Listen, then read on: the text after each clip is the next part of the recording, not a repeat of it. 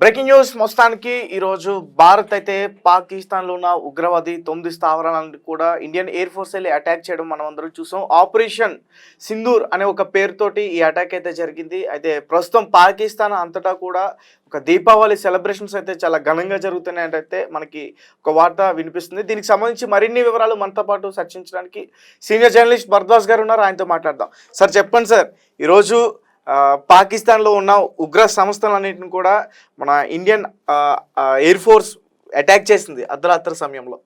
దాదాపు 9 స్థావరాలపైన అటాక్ చేశారు.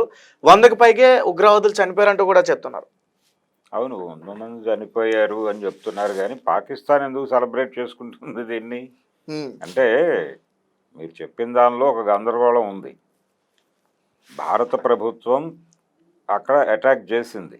అటాక్ చేసి ఎక్కడ అటాక్ చేసింది? పాకిస్తాన్ మీద కాదు, పాక్ ఆక్రమిత కాశ్మీర్ మీద. పాక్ ఆక్రమిత కాశ్మీర్లో ఉన్నటువంటి కొన్ని టెర్రరిస్ట్ అవుట్ఫిట్స్ మీద దాడి చేసి జైషే మహమ్మద్ సంబంధించినటువంటి 100 మందిని మేము చంపామని ప్రకటించారు. ఈ ప్రకటించటం ద్వారా ఒక సక్సెస్ సాధించాం మనం అనేది ఒక రివెంజ్ ప్రోగ్రాంలో భాగంగా ప్రజల మూడ్ని సెట్ చేశారు.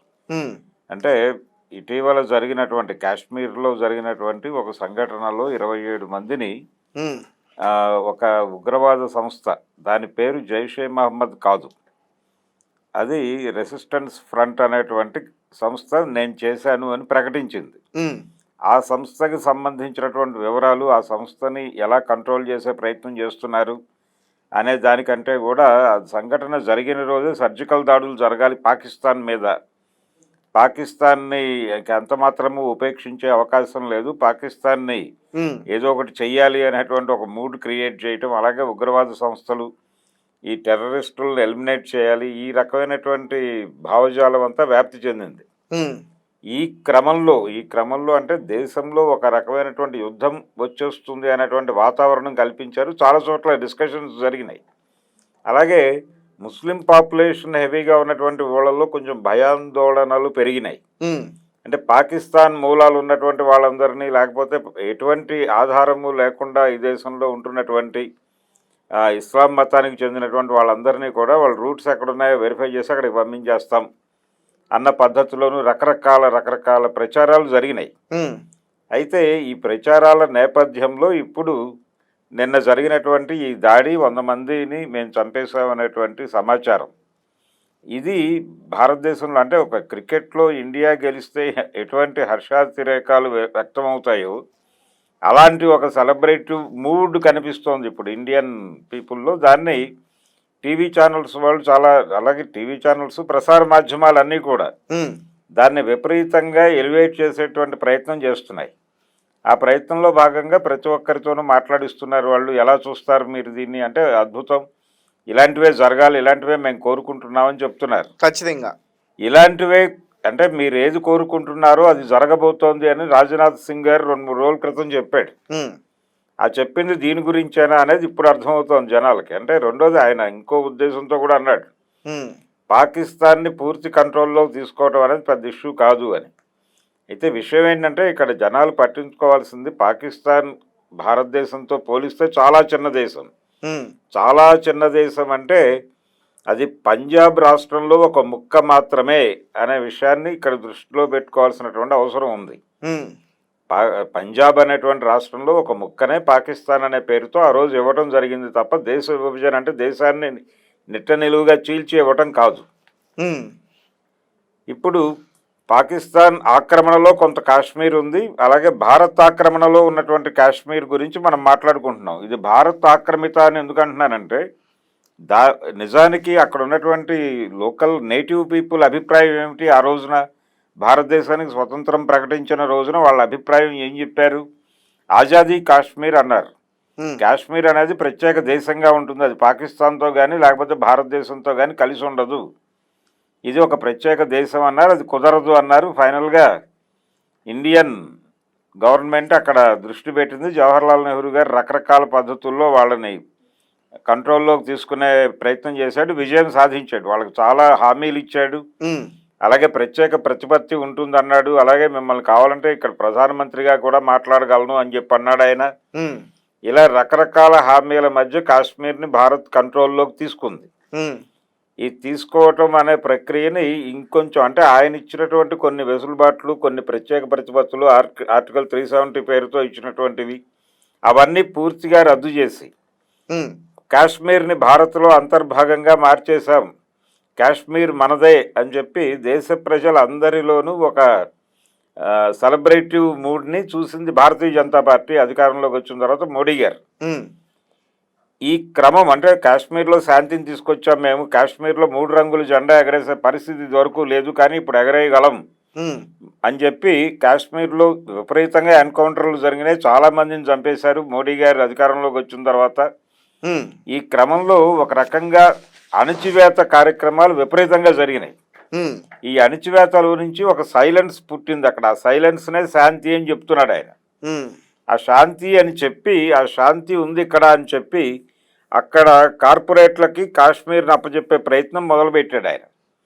ఈ ప్రాసెస్ అంటే అభివృద్ధి పదంలోకి మేము కాశ్మీర్ని తీసుకెళ్తున్నాం అని మాట్లాడాడు ఆయన. కానీ నిజానికి అక్కడ వచ్చినటువంటి శాంతి బలవంతపు శాంతి తప్ప ఆర్గానిక్గా అక్కడ స్వభావ సిద్ధంగా ఏర్పడినటువంటి శాంతి కాదు. వాళ్ళ ఆకాంక్షలు నెరవేరి వాళ్ళ జీవితాలు మెరుగుపడి హాయిగా ఉన్నాం మనం అనుకుంటూ వచ్చినటువంటి శాంతి కాదు అది. చంపేస్తామని బెదిరించి శాంతిని తీసుకురావడం అనేది కరెక్టా అనేది ఒక చర్చ. ఇప్పటికీ అక్కడ ఉన్నటువంటి నేటివ్ పీపుల్లో, కాశ్మీరీల్లో భారతదేశం పట్ల, భారత ప్రభుత్వం పట్ల పూర్తి స్థాయి విశ్వాసం లేదు అనేది ఒక నిశ్చిత అభిప్రాయం. అందుకని దానికి నిదర్శనమే ఇప్పుడు మొన్న జరిగినటువంటి ఉగ్రదాడి కూడా లోకల్స్ సపోర్ట్ లేకుండా అది జరిగే అవకాశమే లేదు. అవును, ఖచ్చితంగా లోకల్ సపోర్ట్ ఉంది కాబట్టే బోర్డర్ దాటి లోపలికి వచ్చి వాళ్ళు అటాక్ చేయగలిగారు. రెక్కీ చేశారు. అదేదో 10 నిమిషాల్లోనో పావు గంటలోనో డిసైడ్ చేసుకుని చేసినటువంటి యాక్షన్ కాదు అది. అవును, చాలా క్లియర్గా వాళ్ళు అక్కడ రెక్కీ చేశారు, పద్ధతిగా అంతా అబ్జర్వ్ చేసి జరిగింది. లోకల్ సపోర్ట్ ఖచ్చితంగా ఉంది, 2 లోకల్స్ ఉన్నారనే వార్త కూడా తెలుసు మనకి. కాబట్టి ఈ లోకల్స్ ఎందుకు సపోర్ట్ చేస్తున్నారు వాళ్ళని, ఎందుకు వాళ్ళకి షెల్టర్లు ఇస్తున్నారు, లేకపోతే వాళ్ళకి ఎందుకు ఆ ప్యాసేజీలు అవన్నీ ఏర్పాటు చేస్తున్నారు అనేది పరిశీలించాలి కదా. అది పరిశీలించకుండా ఎక్కడో పాక్ ఆక్రమిత కాశ్మీర్లో ఉన్నటువంటి జైషే మహమ్మద్ తాలూకా వాళ్ళని 100 మందిని చంపేశాం అంటే దాన్ని సెలబ్రేట్ చేసుకునే పరిస్థితిలో మనం ఉండటం అనేది నిజంగానే దౌర్భాగ్యం.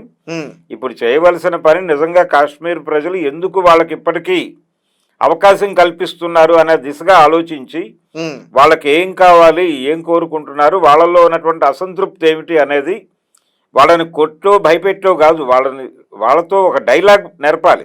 అంటే మీరు ఏమంటున్నారంటే కాశ్మీర్కి పూర్తి విముక్తిని అయితే తీసుకురావాలి. కాశ్మీర్కి పూర్తి విముక్తి అనే అసలు అక్కడ ప్రజలు మనోభావాలు ఏమిటి, వాళ్ళని కొట్టి చంపి ఒక శాంతిని తీసుకొచ్చారు, వాళ్ళని మౌనంలోకి నెట్టేసి శాంతిని తీసుకొచ్చామని వీళ్ళు చెప్పారు. అంటే మీరు ఏమంటున్నారంటే కాశ్మీర్లో ఉన్న ప్రజల్లో ఇంకా అటు ఇటుగా ఆలోచనలు ఉన్నాయి కాబట్టి అంచేత వాళ్ళు ఉగ్రవాదులు రావడానికి వీళ్ళు అవకాశం ఇస్తున్నారు, వాళ్ళకి హెల్ప్ చేస్తున్నారు.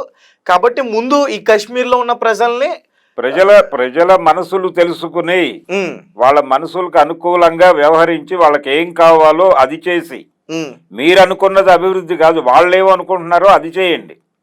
మీరు అనుకున్న అభివృద్ధి వాళ్ళ మీద వేయటం కాదు, వాళ్ళు ఏమనుకుంటున్నారో వాళ్ళ జీవితాల్లో ఏం కోరుకుంటున్నారో దాన్ని నెరవేర్చేటువంటి ప్రయత్నం చేయటం ద్వారా వాళ్ళు శాంతియుతంగానే ఉంటారు. అప్పుడు ఆటోమేటిక్గా ఉన్నప్పుడు ఎవరు కూడా అశాంతిని కోరి ఇంట్లోకి తెచ్చుకోరు.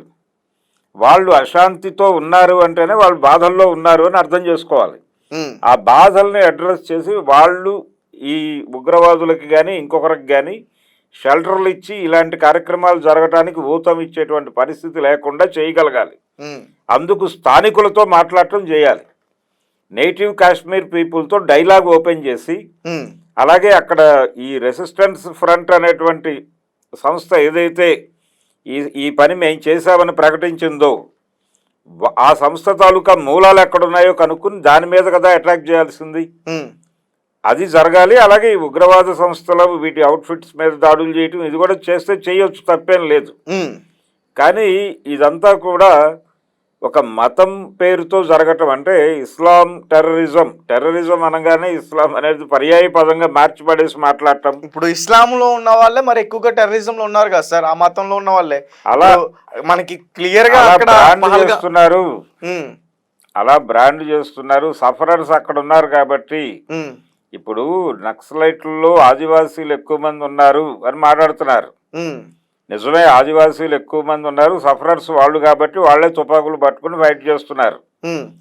ఇప్పుడు అడవుల్లో ఆదివాసీల్ని నిర్దయగా చంపేస్తోంది కేంద్ర ప్రభుత్వం. ఇప్పుడు కాశ్మీర్లో జరిగిన ఉగ్రదాడి గురించి మాట్లాడుతున్నారు అందరూ, 27 మంది చనిపోయారు అని. మరి అడవుల్లో ప్రభుత్వం చంపేస్తున్నటువంటి ఆదివాసీల గురించి ఎవరు మాట్లాడరా?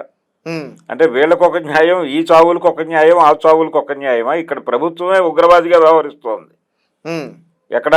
అడవుల్లో, భారతీయ అడవుల్లో ఆదివాసీల్ని ఖాళీ చేయించడానికి వాళ్ళ మీద రకరకాల పేర్లతో మణిపూర్ నుంచి మొదలు పెడితే ఇప్పుడు బస్తర్ వరకు జరుగుతున్నటువంటి నరమేధం, ఇదంతా కూడా ప్రభుత్వం చేస్తున్నటువంటి ఉగ్రవాద దాడిగానే చూడాల్సి ఉంటుంది. నా ఉద్దేశంలో వాళ్ళు కూడా ప్రభుత్వానికి వ్యతిరేకంగా ఉన్నారు కాబట్టి. ప్రభుత్వానికి వ్యతిరేకం కాదు, ప్రభుత్వానికి వ్యతిరేకం అనే పదం వాడద్దు. ప్రభుత్వము అనేది ఒక యూనిట్ గా ఉంది ఇక్కడ. ఆ ప్రభుత్వం ఒరిజినల్ లక్ష్యం ఏంటి? ప్రజల సంక్షేమం చూడటం. కానీ ప్రజల సంక్షేమం గాలి కొదిలిపెట్టి కార్పొరేట్లకు ఊడిగం చేయటమే పనిగా పెట్టుకున్నారు వీళ్ళు. కార్పొరేట్లకు ఊడిగం చేయటము, వాళ్ళ కోరికలు తీర్చేటువంటిది ఒక ఏజెన్సీగా మారిపోయింది. కార్పొరేట్లను ఫెసిలిటేట్ చేసే ఏజెన్సీలుగా ప్రభుత్వాలు మారిపోయినాయి, రాష్ట్ర కేంద్ర ప్రభుత్వాలు. అందుకని ప్రజలు సఫర్ అవుతున్నారు, ప్రజలు తిరగబడుతున్నారు, ప్రజలు దెబ్బలాడుతున్నారు. దెబ్బలాడే పరిస్థితి లేనప్పుడు ఇలాంటి వాటికి ఊతం ఇస్తున్నారు. ఇప్పుడు కాశ్మీర్లో జరిగినటువంటి ఉగ్రవాద దాడి లాంటి వాటిని వాళ్ళు ఏదో మేరకు ఊతం ఇస్తున్నారు. వాళ్ళకు కూడా సరే అన్నట్టుగా ఉంది పరిస్థితి. ప్రజల మనసుల్లో ఉన్నటువంటి ఇబ్బందుల్ని తొలగించడం అనేది ప్రధానంగా చూడాలి. ఇప్పుడు అది మానేశారు. అది గనక మొదలు పెడితే అది అసలు ఒరిజినల్గా ఉగ్రవాదాన్ని రూపుమాపే ప్రోగ్రాం అది. మీరు ఎంతకాలము దీన్ని శాంతి భద్రతల సమస్యగా సైన్యం చూసే వ్యవహారంగా మారుస్తున్నారు. అది కాదు, ప్రజలతో డైలాగ్ నేర్పడం ద్వారా, ప్రజలని సంసిద్ధం చేయటం ద్వారా ప్రజల్ని ఉగ్రవాదానికి వ్యతిరేకంగా నిలబెట్టేలాగా మీ ప్రోగ్రాం ఉంటే ఉగ్రవాదులు వెళ్ళిపోతారు ఇక్కడ నుంచి. ఆ పని మానేసి మీరు ఇక్కడ 26 మంది 27 మందినో వీళ్ళు చంపారు కాబట్టి మేము 100 మందిని చంపాము అంటే ఒక హత్యకు 3 హత్యలు బదులు తీర్చుకున్నామని చెప్పి జబ్బలు జరుచుకుంటే పని అయిపోతుంది అనుకుంటే పొరపాటు. భవిష్యత్తులో ఇలాంటి దాడులు జరుగుతూనే ఉంటాయి. ఇవి జరగటం మాకు ఉపయోగమే కదా, మేము ఒక ఎమోషన్ని రైజ్ చేసి ఏదో ఒక ఎన్నికలో గెలుస్తూ ఉంటాం కదా అంటే చేయగలిగింది ఏమీ లేదు, కేంద్ర ప్రభుత్వానికి దండం పెట్టడం తప్ప. అందుకని పరిస్థితి చాలా గందరగోళంగా ఉంది. వెళ్లాల్సినటువంటి రూట్లో పరిష్కారం నిజమైనటువంటి పరిష్కారం దిశగా కాకుండా ఒక అబద్ధమైనటువంటి పరిష్కారం దిశగా కేంద్ర ప్రభుత్వం వేగంగా అడుగులేసేస్తోంది. అందులో భాగమే నిన్న జరిగినటువంటి ఆపరేషన్ సింధూరం. ఆ సింధూరా పేరుతో అక్కడ 100 మంది లష్కరే తోయిబా కదండి, జైషే మహమ్మద్, ఈ జైషే మహమ్మద్ అనేటువంటి సంస్థకు చెందినటువంటి 100 మందిని చంపేశామని చెప్పడం కూడా. ఇది జరిగిన తర్వాత వాళ్ళు ఎలా రియాక్ట్ అవుతారు అనేది చూడాలి. అలాగే పాకిస్తాన్తో యుద్ధము అనేటువంటి ఒక వాతావరణం తీసుకొచ్చారు. ఈ వాతావరణం కల్పించడంలో చాలా వరకు దేశంలో ఉన్నటువంటి ముస్లిం పాపులేషన్ అధికంగా ఉన్నటువంటి ప్రాంతాల్లో ఆందోళనకరమైనటువంటి పరిస్థితులు ఉంటున్నాయి. ఇప్పుడు భయపడుతున్నారు వాళ్ళు. ఎందుకు? ఏ క్షణమైనా ఏదైనా జరగచ్చు ఇక్కడ అని. ఒకవేళ పాకిస్తాన్ తో యుద్ధం జరిగితే మరి ముస్లిమ్స్ కూడా పోరాడరా? వాళ్ళకి ఎందుకు పోరాడరు? మరి వాళ్ళకి ఎందుకు భయం? సైన్యంలో ముస్లింలు లేరా? అదే సార్, వాళ్ళకి ఎందుకు భయం అంటున్నా అంటే ఇక్కడ అనవసరమైన ఉద్రిక్తతలు రెచ్చగొట్టడానికి ఎవరైనా ఆవేశపడి ఏదైనా చేస్తారేమో అనేటువంటి ఆందోళనలో ఉన్నారు వాళ్ళు, ఆ టెన్షన్లో. అంటే దీన్ని ఇస్లామిక్ టెర్రరిజము ఈ పదాలు అతిగా వాడటం వలన ఒక కమ్యూనిటీ సమాజం నుంచి పక్కకి జరిగి దూరం అయిపోతుంది అనేది ఎవరు గమనించట్లేదు. దీన్ని పట్టించుకోవాలి, వాళ్ళతో కూర్చుని మాట్లాడాలి, వాళ్ళలో భరోసా నింపేలాగా మీ ప్రవర్తన ఉండాలి. ఈ రోజు ఈ ఆపరేషన్ సింధూర్ అటాక్ ఎప్పుడైతే మన వాళ్ళు చేశారో చాలా మంది ముస్లిమ్స్ కి సంబంధించిన నాయకులు కావచ్చు, మన హైదరాబాద్ లో ఉన్నటువంటి ఎంఐఎం పార్టీ అధ్యక్షులు కావచ్చు, వీళ్ళందరూ కూడా వాళ్ళ యొక్క ఆ విషయాలన్నీ కూడా చెప్తున్నారు. అవునండి, ఇండియా వాళ్ళందరూ సాధించింది, అభినందించారు. సాధించి చూపించిందని. ఇప్పుడు పాకిస్తాన్ ఇండియా మ్యాచ్ జరిగినప్పుడు ఉమ్, పాకిస్తాన్ గెలుపుని ఎవరైనా సెలబ్రేట్ చేసుకుంటూ ఉంటే, ఎవరైనా ముస్లింలు గనక ఉంటే దానిలో ఉమ్, వాంటెడ్గా వీళ్ళు చేస్తున్నారు అని చెప్పి అటాక్ చేసిన సందర్భాలు అనేక ఉన్నాయి హైదరాబాద్ నగరంలోనే. ఉమ్, కాబట్టి ఇది క్రికెట్ మ్యాచ్ కాదు, ఉమ్, ఇది జీవితాలకు సంబంధించిన సమస్య. రెండోది, ముస్లిం సమాజం విపరీతమైన భయాందోళనలతో ఉండటం మాత్రమే కాదు, సరెండర్ అయి ఉంది, ఉమ్, లొంగుబాటు ప్రకటించింది చాలా స్పష్టంగా హిందూ సమాజానికి. ఉమ్, ఆ లొంగుబాటు మనకి బాబ్రీ మసీద్ కేసు జడ్జిమెంట్ దగ్గర నుంచి తెలుసు. ఉమ్, వాళ్ళు బాబ్రీ మసీదు ప్లేస్లో గుడి కట్టుకోవడానికి అనుమతి ఇవ్వడానికి ముందు ఉమ్, మరి మీకు కూడా అక్కడే స్థలం కావాలా, ఇంకెక్కడైనా ఇచ్చినా పర్వాలేదా అని కోర్టు అడిగినప్పుడు ముస్లిం సంఘాలు చెప్పింది ఏమిటి ఆ రోజున అక్కడ, ఉమ్, మీరు మాకు ఇచ్చినా ఇవ్వకపోయినా ముందు అక్కడ ఆలయ నిర్మాణానికి అడ్డు లేకుండా ఉంటే చాలు, ఉమ్, మేము ఎక్కడా స్థలం కోరుకోవడం లేదు, ఇంకో నిర్మాణం ఏదో కట్టాలని కూడా అనుకోవడం లేదని చెప్పారు. వాళ్ళు అఫిడవిట్ ఇచ్చారు రిటర్న్గా. ఉమ్, అంటే ఆ మేరకు వాళ్ళల్లో ఆందోళన భయము నింపగలిగారు వీళ్ళు. ఉమ్, అదే కొనసాగుతోంది, ఇప్పటికీ సరెండర్ అయి ఉన్నారు. ఇప్పుడు ఓవైసీ మొన్న జరిగినటువంటి ఢిల్లీ ఎన్నికల్లో కూడా వీళ్ళు వెళ్ళి బీజేపీ తరఫున ప్రచారం చేశారు. అక్కడ ఉమ్, బీజేపీ తరఫున జెండా భుజాన్ని మోయలేదు, కానీ డోర్ టు డోర్ క్యాంపెయిన్ అనేది జరిగింది, వాళ్ళకు అనుకూలంగా వేస్తే మంచిదని. ఉమ్, ఈ విధంగా ముస్లిం పార్టీలు, చాలామంది ముస్లిం పెద్దలు కూడా కంట్రోల్ చేస్తున్నారు ఇప్పుడు బీజేపీ వాళ్ళు. ఉమ్, సరెండర్ అయ్యారు వీళ్ళు ఏదో మేరకు భయంతోనే. భయంతో లొంగ తీసుకోవటం అనేది అన్ని విధాలా అన్ని వేళలా మంచిది కదా. ఆ భయంతో లొంగ తీసుకోవటం వల్లనే మొన్న కాశ్మీర్లో ఈ పహల్గామ్ అనేటువంటి ఏరియాలో దాడి జరిగింది. ఉమ్, అక్కడ దాడి జరగటానికి కారణం మీరు భయోత్పాతాన్ని సృష్టించి ప్రజలని భయోత్పాతుల్ని చేసి కంట్రోల్లో తీసుకోవటం వలన జరిగింది. వాళ్ళందరూ అందుకని ఊతం ఇచ్చారు. ఉమ్, మీ మీద నమ్మకము భరోసా లేవు అక్కడ ప్రజలకి. ఉమ్, ఆ భరోసా లేకపోవడం వల్లనే వాళ్ళు ఇంకొకళ్ళకి ప్లేస్ ఇస్తున్నారు. ముందు దాన్ని రెక్టిఫై చేసుకోండి. దాన్ని రెక్టిఫై చేసుకున్న తర్వాత మీరు పాకిస్తాన్తో యుద్ధం చేస్తారా, ఉగ్రవాదులతో యుద్ధం చేస్తారా అనేది తర్వాత గొడవ. కానీ మరి ఒక పక్క వాళ్ళు వచ్చి దాడులు చేస్తా ఉంటే మనం కూడా చూస్తూ కూర్చోలేం కదా సార్. చూస్తూ పౌరులు కూడా పోతున్నారు కదా, చనిపోతున్నారు కదా. కూర్చోమని నేను అంటలేదు, చూస్తూ కూర్చోవద్దు, మీరు చేస్తే చేయండి. కానీ ఇక్కడ ప్రజలతో డైలాగ్ మొదలు పెట్టాలి కదా. ఇమ్మీడియట్ గా మీ యాక్టివిటీ ఏవై ఉండాలి, అక్కడ లోకల్స్ లో భరోసా నింపాలి మీరు. ఆ భరోసా నింపడానికి ఏం చేయాలి అనేది అడుగు ఇప్పటి వరకు పడలేదు. పైగా ఆ ఏరియాలో గతంలో ఉగ్రవాదుల్లో పనిచేశారు కొంతమంది అనే ఆరోపణలు ఉన్నటువంటి ఫ్యామిలీస్ ఉన్నాయి. వాళ్ళ ఇళ్ళు తగలబెట్టారు. అది ఇంకో తప్పు. వాళ్ళలో ధైర్యాన్ని నింపాల్సింది పోయి భయాన్ని నింపే ప్రయత్నం చేస్తున్నారు. ఇలాంటివి మానేసి కొంచెం అంటే ఈ జరిగినటువంటి దాడిని మనం ఎలా వాడుకుందాం అనే పిచ్చి మానేసి ఈ సమస్యని సమూలంగా రూపుమాపడానికి ఏం చేయాలి అనే దిశగా ఆలోచించాలి. అది ఆలోచించినప్పుడు ఇది ఏదో క్రికెట్ మ్యాచ్లో వాళ్ళు ఇద్దరు బ్యాట్స్మెన్ సెంచరీ చేశారు కాబట్టి మన దగ్గర ఒక బ్యాట్స్మెన్ ట్రిపుల్ సెంచరీ చేస్తే అద్భుతం అని అనుకుంటాం మనం.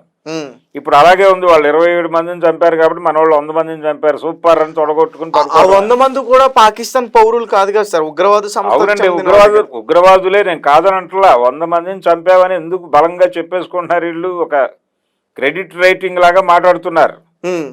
ఈ క్రెడిట్ రైటింగ్ లాగా మాట్లాడటం అనేది కూడా ఇబ్బందికరమైనటువంటి పరిస్థితే. వాళ్ళు పాకిస్తాన్ వాళ్ళు అని నేను అనటం లేదు, వాళ్ళు ఇస్లాం అని కూడా నేను అనటం లేదు. ఏది ఏవైనప్పటికీ మీరు ఒక లెక్క సెట్ చేసే ప్రయత్నం చేస్తున్నారు. ఒక ప్రాణానికి 3 ప్రాణాలు అన్న పద్ధతిలో ఈ రకమైనటువంటి ప్రతీకార దాడులు, ఇది రివెంజ్ ప్రోగ్రాము అది కాదు చేయవలసింది. ముందు కాశ్మీర్ ప్రజల ఆకాంక్షలు ఏమిటో తెలుసుకుని ఏడవండి, అక్కడ చేయండి. మీరు కూడా ఉగ్రవాదులుగానే బిహేవ్ చేస్తోంది కేంద్ర ప్రభుత్వం కూడా.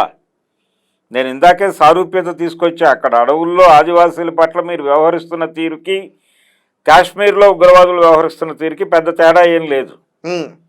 మీకు ఒక ప్రయోజనం కోసం ఇక్కడ ఆదివాసుల మీద దాడి చేస్తున్నారు, అక్కడ వాళ్ళు కూడా ఒక ప్రయోజనం కోసమే దాడి చేస్తున్నారు.